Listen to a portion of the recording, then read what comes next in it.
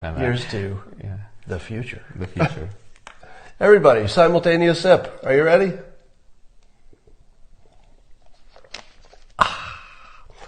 All right, so here we are just bouncing around. And one of the things that we've talked about before that I always liked your points of view is on strategies for success. Mm-hmm.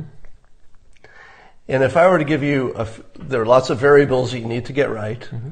I'm going to list them, and I want your quick opinion on a scale of 1 to 10, where 10 means, oh, this is like a really important thing for success, Right. and 1 is, no, you don't even need that. Okay. All right.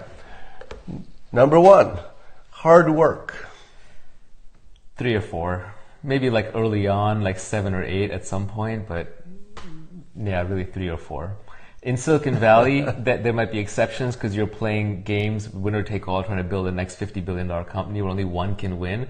So the number 1 by definition is going to hit 10 on everything, right? But for general people going through general life, just trying to be successful, hard work really doesn't matter that much because we live in an age of infinite leverage. Technology, capital, media make it so easy to multiply your work that what you do and how well you do it is so much more important than how hard you do it.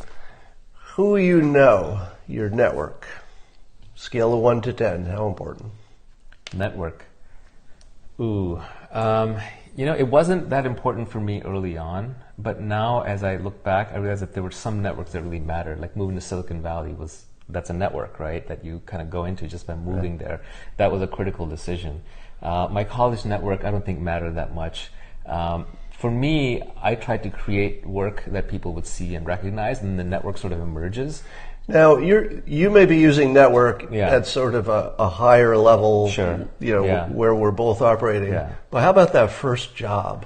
Like Oh, that, yeah, that, I would that say- advice, the Yeah. advice that you just... No, I said that's like an 8 or 9.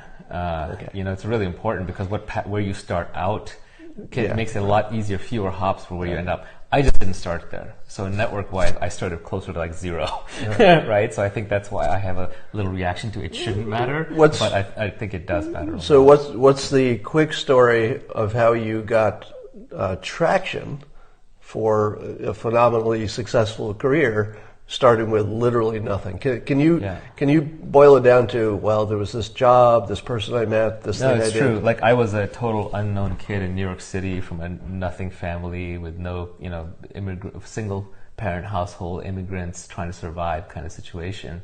And I passed the test to get into Stuyvesant High School, right? And that was it. That saved my life. Because once I had the Stuyvesant brand, then I got into an Ivy League college, and once you're into Ivy League college, then I was in tech.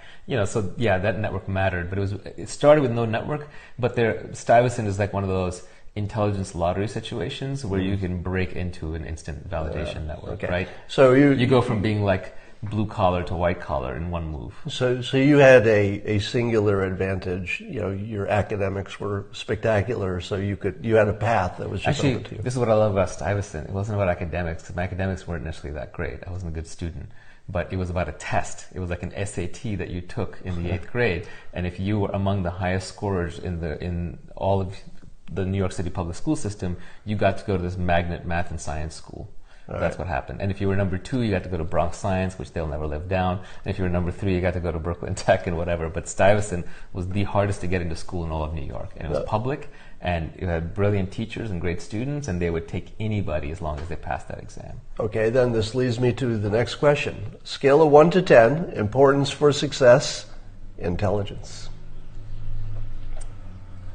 This is where I'm really biased, but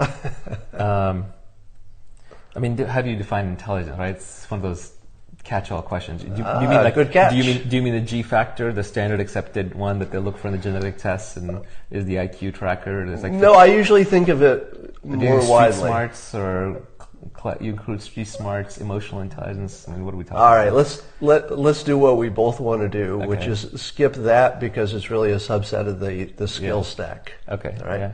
So how important is it to have the right combination of skills? Of course, you know I'm leading the witness here. Oh yeah, no, of course. And I've read your books too. I read your whole theory on this. I think it's absolutely right. I think so. To me, the number one thing you can have is general intelligence, because general intelligence allows you to get pretty good at everything else. I would add one more thing: general intelligence, and you just have to be open-minded, right? You can be like intellectually curious, open-minded. If you're smart and you question everything, you'll eventually figure everything else out at a good enough level. You'll figure out how to hack your nutrition and your workouts so that you do them and you eat relatively well for yourself. You'll hack your habits so you're not smoking or drinking. You'll hack your work so that you know how to make money. You'll hack even your sales skills. You'll figure out the minimum amount of persuasion. You'll hack your development skills. So I think intelligence and open-mindedness going together are the meta things that will then make you pretty good at everything. And then that's the way you win. Turn it off.